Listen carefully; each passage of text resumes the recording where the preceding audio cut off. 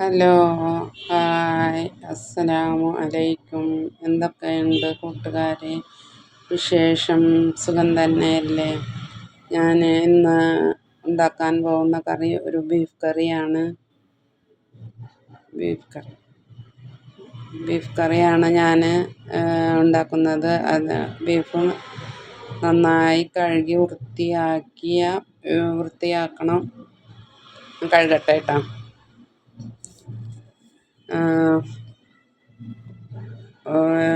Beef നന്നായി കഴുകി രക്തത്തിൻ്റെ കളറ് മാറുന്ന വരെ നന്നായി കഴുകി എടുക്കണം. കുറച്ച് പ്രാവശ്യം കഴുകി എടുക്കണം. നന്നായി വെള്ളമൊക്കെ ഒഴിച്ച് നന്നായി തിരുമ്പി കഴുകി എടുക്കണം. ഞാൻ കുറച്ച് ബീഫാണ് വാങ്ങിയിട്ടുള്ളത്.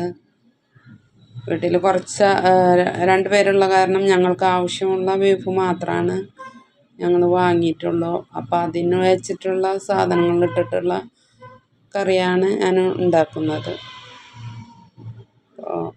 അപ്പോൾ കുറച്ച് പ്രാവശ്യമായി ഞാൻ കഴുകണത്. അപ്പോൾ ഏകദേശം വൃത്തിയാവാറായിട്ടുണ്ട്. ഞാൻ കഴുകി അപ്പോൾ അതിലേക്ക് കുറച്ച് 2 പേരുള്ള കാരണം അതിനാവശ്യമായ ബീഫ് വാങ്ങി അതാണ് ഞാൻ വെക്കാൻ ഉദ്ദേശിക്കുന്നത്. ഇപ്പം ബീഫെല്ലാം കഴുകി നന്നായി വൃത്തിയായിട്ടുണ്ട്. 2-3 കുറച്ച് പ്രാവശ്യമൊക്കെ കഴുകി അത് വെള്ളം വാരാൻ വെക്കുന്നുണ്ട്. ഇനി അതിലേക്ക് ആവശ്യമുള്ള നമുക്ക് മസാല പൊടി ഉണ്ടാക്കണം. അപ്പോൾ അതിനാവശ്യമായ സാധനങ്ങൾ ആണ് ഞാൻ വറുക്കുന്നത്. അത് പിന്നെ അതിൽ പെരുംജീരകം ഇട്ടിട്ടുണ്ട്, കുരുമുളക്, പിന്നെ പട്ട, ഗ്രാമ്പു, ഏലക്ക, ചെറിയ ജീരകം, ജാതിത്തൊണ്ട്, ജാതിപത്രി, പിന്നെ ഇതെല്ലാം ഇട്ടിട്ടാണ് ഞാൻ വറുക്കുന്നത്.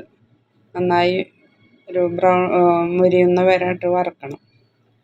പിന്നെ അതിലേക്ക് ആവശ്യമുള്ളത് കുറച്ച് മല്ലിപ്പൊടി, മഞ്ഞൾപ്പൊടി, മുളക് പൊടി, ഇതെല്ലാം കൂടെ ഒന്ന് വറുത്തെടുക്കണം. ഞാൻ 2 ടീസ്പൂൺ ചെറിയ ടീസ്പൂൺ മല്ലിപ്പൊടിയും 1/2 ടീസ്പൂൺ മഞ്ഞൾപ്പൊടിയും 1/2 ടീസ്പൂൺ മുളകും പൊടിയാണ് ഇട്ടേക്കണത്. അതിലേക്ക് കുറച്ച് ഉലുവയും വറുത്തെടുക്കണം. പിന്നെ അതിലേക്ക് ആവശ്യമുള്ളത് ഇഞ്ചി, പച്ചമുളക്, വെളുത്തുള്ളി, ചെറിയ ഉള്ളി അരിഞ്ഞത്, കറിവേപ്പില. അപ്പോൾ എല്ലാ സാധനങ്ങളും ഞാനിവിടെ വറുത്ത് ശരിയാക്കി വെച്ചിട്ടുണ്ട്. ഇനി നമ്മൾക്ക് ഉലുവ വറുത്തത്, മസാലക്കൂട്ട് വറുത്തത്, മുളകും പൊടി വറുത്തത്, പിന്നെ അതെല്ലാം ഞാനവിടെ ശരിയാക്കി വെച്ചിട്ടുണ്ട്. ഇനി നമ്മൾക്ക് ഇതെല്ലാം കൂടെ ബീഫിലേക്ക് ഇട്ടിട്ട് നന്നായി തിരുമ്പി ഉലുവ വറുത്തതാണ് അല്ല മസാല.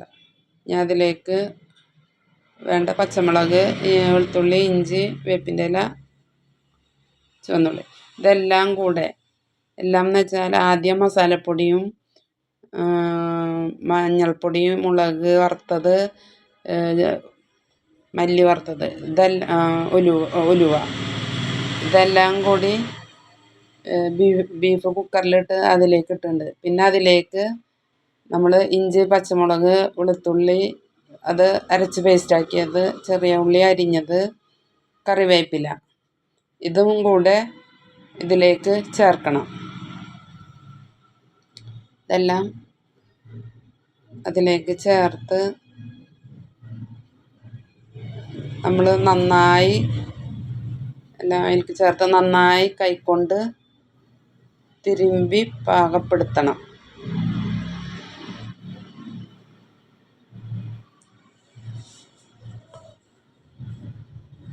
കുറച്ച് ഉപ്പും അതിലേക്ക് ആഡ് ചെയ്യണം. പിന്നെ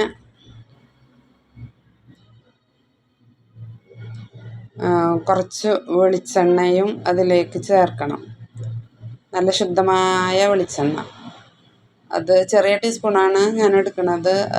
കുറേ പ്രാവശ്യം ഒഴിക്കണം, കാരണം കൂടുതൽ ഒഴിക്കേണ്ടി തോന്നും.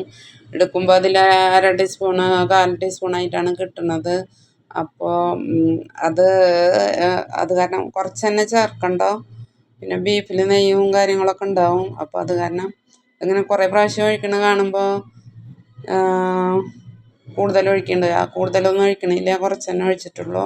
എന്നിട്ട് അത് നന്നായി കൈ വെച്ച് നന്നായി തിരുമ്പി വെക്കണം. അപ്പം നല്ല സ്മെല്ല് വരുന്നുണ്ട്. നല്ല മസാല ഒക്കെ നന്നായി മൊരിഞ്ഞിട്ടുള്ള നല്ല ഒരു ഇറച്ചിക്കറി വിഭവമായ രീതിയിലുള്ള ഒരു മണമാണ് വരുന്നത്. നല്ല മണം വരുന്നുണ്ട്. ഇതിലേക്ക് നമ്മൾക്ക് വെള്ളമൊന്നും ചേർക്കേണ്ട ആവശ്യമില്ല.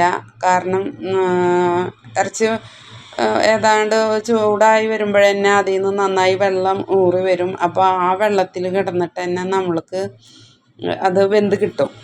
അപ്പോൾ നന്നായി കറിയാവുന്ന വിധത്തിലല്ല വെക്കുന്നത്, ഒരു കുറുമ പാകത്തിലാണ് വെക്കുന്നത്.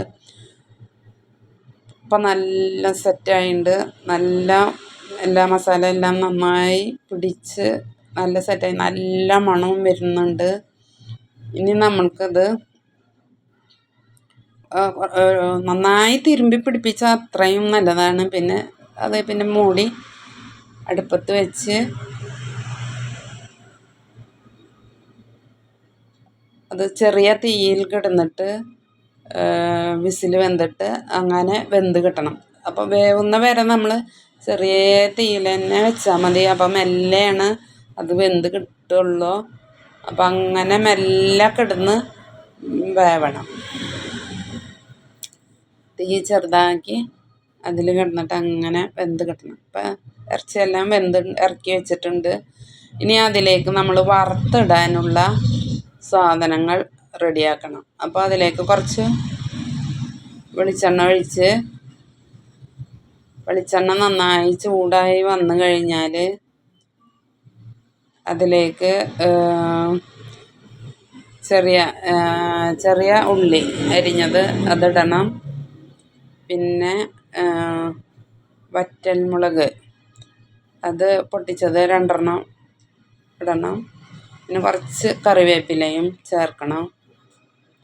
അതൊന്ന് മൊരിഞ്ഞ് വന്നു കഴിഞ്ഞാൽ കുറച്ച് തേങ്ങ നമ്മൾ കൊത്തായി വെച്ചിട്ടുണ്ട്. അതൊന്ന് ഇങ്ങനെ മൊരിഞ്ഞ് അതിലേക്ക് ചേർക്കുക. എന്നിട്ട് നന്നായി ഒന്ന് മൊരിഞ്ഞ് വരുന്ന വരെ ഇങ്ങനെ ഇളക്കിക്കൊണ്ടിരിക്കണം. നമ്മൾ ഇങ്ങനെ നന്നായി മൊരിയണ വരെ, ഒരു ബ്രൗൺ കളർ, ഏകദേശം ഒരു ബ്രൗൺ കളർ ആവുന്ന വരെ നമ്മളിങ്ങനെ ഇളക്കിക്കൊണ്ടിരിക്കണം. ഏകദേശം ഇങ്ങനെ കളറ് മാറി വരുന്നുണ്ട്. ബ്രൗൺ കളർ ആവുന്ന വരെ ആയിട്ടുണ്ട്. അപ്പം നമ്മൾ ബീഫ് അതിലേക്ക് ഇട്ട് കൊടുക്കണം. എന്നിട്ട് നന്നായി ഒന്ന് ഇളക്കി സെറ്റാക്കണം. അപ്പോൾ ബീഫ് കറി റെഡിയായി. എല്ലാവരും ഇതൊന്ന് പരീക്ഷിച്ച് നോക്കുക. നല്ല മണം, നല്ല രുചി ഒക്കെ ഉള്ള ബീഫ് കറിയാണ്. അപ്പോൾ എല്ലാവരും ഒന്ന് പരീക്ഷിച്ച് നോക്കുക. ഇനി ഒരു പാൻ അടുപ്പത്ത് വെച്ച് ഞാൻ വെള്ളയപ്പമാണ് ഉണ്ടാക്കാൻ പോകുന്നത്. അപ്പോൾ ഇന്ന് നോമ്പുതുറയുടെ വിഭവം വെള്ളയപ്പവും ബീഫ് കറിയാണ്. പിന്നെ ഫ്രൂട്ട്സ് അതെല്ലാം ഉണ്ട്.